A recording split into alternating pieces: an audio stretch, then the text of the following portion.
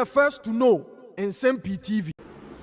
Me know kasa dey say kopie mu omra hye bedafia enye asem kotwana said the Haruna Idrisu de atu edwa say and Tuesday Parliament ebeye de no Parliament so aye de pa ni nyina krata former minority leader era Haruna Idrisu ekere de koma abansema na Kingsford Babin say na hye bedafia MPs bi o was eji won na say akonwa ye declare one seat no vacant na ye obi etimi eba bedi because untimi engina as an independent candidate ewa bra osaye member of parliament the political party bi enti sane emra ne ka no yemfa nto ba bia emra no eda na eno na mranin for a parliament lawyers na ene ekukudamfo ewom de ene na enye asem kotoa na Alexander Afenyoma kenan kasa so regional na so na oma Bagbin yawo say NDC amanyuko no epese one misleading no ya ade bia historically ni din ebebe because ebi asida under Mike Okwe penso abibia nsinti NDC amanyuko ne deje Bagbin na won ede no akwa amenamu na yenko tie debate no Afenyoma kenkasa wie na yewura Jogate enso ekasa ne nya asem kotoa yenko tie seat vacant. Mr. Speaker, I will not belabor. I've put out the preliminary issues. I have also faithfully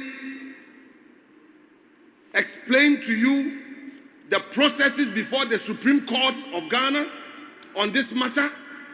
Mr. Speaker, I have also submitted that there is a petition before you. And Mr. Speaker, the Haruna Idrisu petition, if you look at it, it means that you are supposed to refer the petition to Petitions Committee.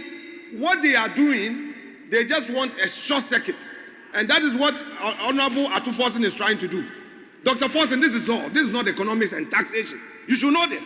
The lawyer has filed a petition, and you are using backdoor to create confusion. You want to mislead Mr. Speaker. That's what you want to do. That is what we want to do, Dr. Forson. That is what you want to do. The lawyer in Haruna Idrisu has invoked the proper procedure. You just got up, you want to short circuit by saying Order 93-1.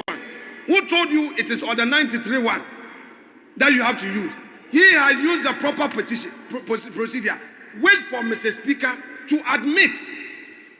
And then upon admission, we proceed on the rule. Even so, the petition will be caught by the court process. Mr. Speaker, it cannot be. Mr. Speaker, they want to mislead you to truncate our democracy. Mr. Speaker, you've been part of this democracy since 1992. Mr. Speaker, through your experience, you got elected as Speaker of Parliament. Mr. Speaker, this is a moment for you to make history, to defend this democracy. Mr. Speaker, not to subject yourself to the whims and caprices of desperate minority leader. A desperate minority leader who does not want to follow procedure and law. Mr. Speaker, don't be tempted, Mr. Speaker. Don't be tempted. The law he relies on sits on stilts. I repeat, there's a proper petition. Let's wait for its admissibility. Because that has been done by a lawyer who knows the rules. Haruna Idrisu is a respected lawyer. And we know that. Yes. This is a lawyer's rule. You know that. This is done by a lawyer. If it's issues about tax and economics, I will yield to Atu Forson. On this occasion, it's law. It's law. So let's go by the Haruna Idrisu petition. That is the right procedure. But even so, that petition will be caught by the court process. You cannot proceed. You should know this. And you want to mislead, Mr. Speaker. My duty as a leader of government business, my duty as a majority leader, my duty as a majority leader is to guide, Mr. Speaker. I remain so. It will not change today. It will not change tomorrow. I am guiding Mr. Speaker. I don't want you to lead him into temptation. Mr. Speaker, don't be led into temptation. I rest my case without more. And go on to speak about the substantive issue. Mr. Speaker, the respected minority leader chose to come under Order 93. Mr. Speaker, I won't read it because we all know it. But Mr. Speaker, Order 93 clearly sets out what can be done if a member decides to come under that order. Mr. Speaker, Order 93.6, and I'll read that, says, where a member makes a statement, the Speaker, considering the comments of the statement, may direct a committee to investigate and inquire into the matter. And the last part says, and when necessary, propose legislation. But this is not about legislation. So, Mr. Speaker, a statement is made. First of all, the statement has to be admitted. But because of the urgency of this matter, I don't think I'll even belabor that point.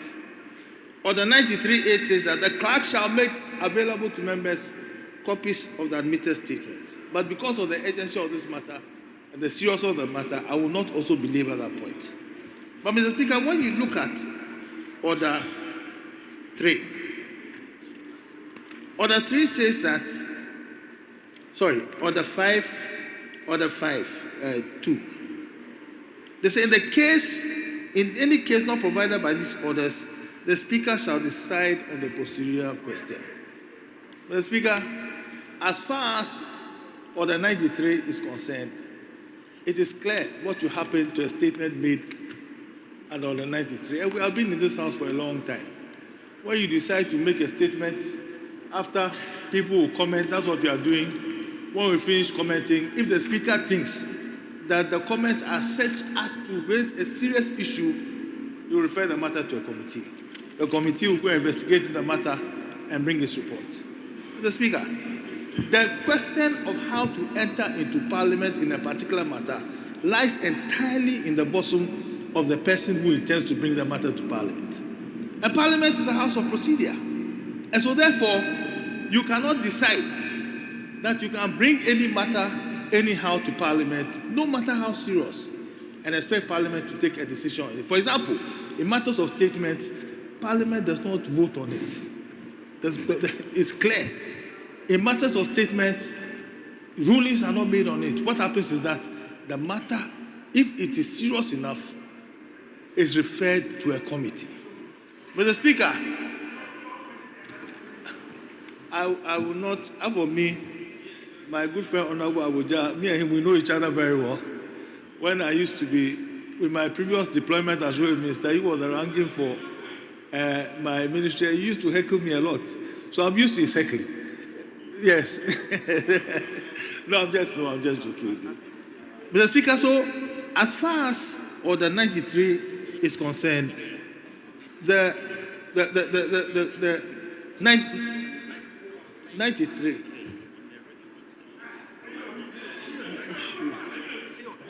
Mr. Speaker, as far as Order 93 is concerned, Order 93.1 is concerned, it says what can be done.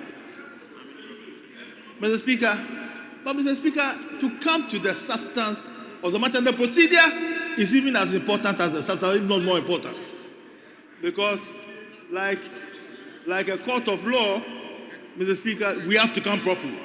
If you don't come properly, you're out.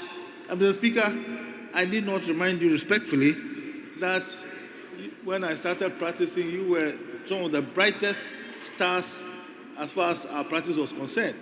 And I know that you are a man of procedure. And procedure was one of your strong points. And I know you are still a man of procedure. People have urged you to rely on the decision of your predecessor, Speaker Justice Michael Quay. The interesting thing about the standing orders, which has always intrigued me, is that even the Speaker himself, unlike the courts, when the Supreme Court is departing from his decision, it must state why. In our part of the world where we work here in Parliament, a Speaker is not bound by the decisions of himself or even the previous Speaker. And in fact, the facts that were given in respect of that case are quite different than the facts that are given in respect of this case. Mr. Speaker, I come to Order 97. I'll come to Order 97.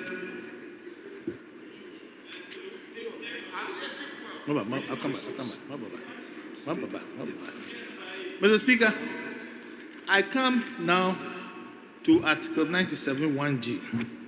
It says that a member shall vacate his seat if he leaves the party of which he is a member at the time of his election to Parliament to join another party or seek to remain in Parliament as an independent candidate. We talk about the two members who have filed, who came in as MPP members and today have filed to be independent candidates.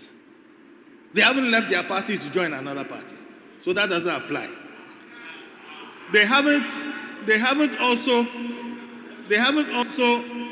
sought to remain. This is the 8th Parliament. Yes. In the 8th Parliament, they haven't also sought, Mr. Speaker. You see, I mentioned the Chief Whip's name in anticipation of the fact that he will try and heckle me, and he started laughing and saying, "Where are his glasses?" You know, it was a preemptive strike, and Mr. Speaker, I was right in my premonition. He's my friend with whom I'm well pleased with. But Speaker, it says that if he seeks to remain in Parliament as an independent member, none of the two members of Parliament have said that they are seeking to remain in Parliament as independent members. They are still MPP members. They are still MPP members. And you suggest, Mr. Speaker, it is suggested to us that the minute you file under the MPP's constitution, it means you are no longer a member. That is wrong. As far as the previous matter was concerned, MPP itself petitioned that the member involved was no longer a member. We talk about H. 97(1)(h). A member shall vacate his seat if he is elected a member of Parliament as an independent candidate and joins a political party. Honorable Esiama, second deputy speaker, has he told you that he's joined another political party? Because we're on this floor when Honorable Wayo Seni moved from one part of the house to another. The man was an NDC member of Parliament. He got up and made a statement that I no longer want to be an NDC member of Parliament. I am now joining MPP. He crossed across. I was in the chamber. He crossed and came to sit on this side and immediately left. There was no dispute. As my good friend, Honorable A.B. Fuseni will say, if a man dies in the marketplace, there's no need to do a funeral announcement. Honorable Wayo Seni had, as it were, died in the marketplace. He himself had said that he had moved from one side to another. So there was no dispute about it. In this case, why are we assuming that certain things have happened when they have not happened? In any event, Honorable Afenyomakin, the revered majority leader, made a very important point. He is my nephew with whom I'm well pleased. He said that political parties, he talked about the rule of natural justice, that no one must be condemned without beginning a hearing. He's not talking about only a hearing here. Even if the political party should take a decision that a member by his action, a member of a political party by his action has ceased to be a member of the party, that member has a right to be heard. That member has a right to be heard. And indeed, Mr. Speaker, it says in Article 55(5) that the internal organization of a political party shall conform to democratic principles, and its actions and purposes shall not contravene or be inconsistent with its constitution or any other law. The new Patriotic Party has not announced to anybody that the two members of Parliament are no longer members of its party. Neither has the new Patriotic Party told anybody that Honorable Esiama's situation has changed. Mr. Speaker, these are matters of deep interpretation. These are matters which lie strictly in the bosom of another forum. The forum has been told me by my friend Honorable Aguja. He has directed me where to go. He has pointed his hands that it lies in the bosom of the Supreme Court. The danger,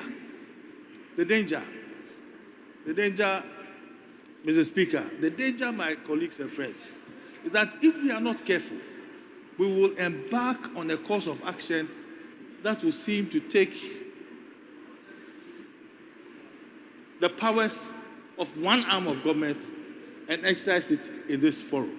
In fact, our standing orders keep on saying that if a matter is before court, we should keep it before court. Indeed, what Honorable Dominic Ayeni said about the Supreme Court saying that it does not give advisory opinions and so on and so forth, these are matters that will be argued there. With the greatest respect to Honorable Dominic Ayeni, I have a lot of respect for him. He teaches law, I also teach law. He's not only teaching law in the house. Yes, he teaches law, I also teach law. And I started teaching law before him in 1992. And I've taught law longer than him. So, with the greatest respect to Honorable Dominic Ayeni, my revered colleague, not just in Parliament, but also in the academic arena, these are matters that me and you know that are best suited to be answered by the Supreme Court. I am not saying for a second that Mr. Speaker is not competent to answer these questions in his own capacity. Mr. Speaker could have been the Chief Justice or could have been the Supreme Court. If he was in that forum, I am sure we'll all hear his views. In this forum, I tell Mr. Speaker that the distance seemed one step enough for him. Order 93.6 states what he can do in this circular. It says, and I end by that quotation, where a member makes a statement, the Speaker, considering the comments of the statement, may direct a committee to investigate and inquire into the matter. The Speaker, respectfully, in these circumstances, cannot rule. Thank you very much, Mr. Speaker.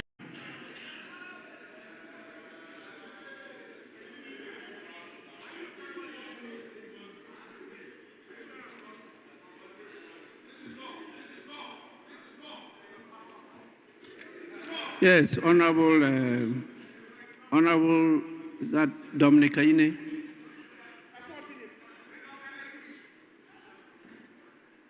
Yes, Right Honorable Speaker, thank you very much. Mr. Speaker, the majority leader has waxed lyrical on the legal implications of the statement made by the minority leader, the Honorable Minority Leader. Mr. Speaker, what the minority leader invited you to do was basically to adhere to precedent. Mr. Speaker, this House is governed by a number of legal instruments. The first is the Constitution of the Republic. The second is our standing orders. And of course, decisions of the Superior Court of Judicature. Mr. Speaker, the matter that has been raised is legitimately one of public interest. Why? Because there is a constitutional provision that deals with the issues that the minority leader has raised. And that particular provision deals with the balance of power in this House.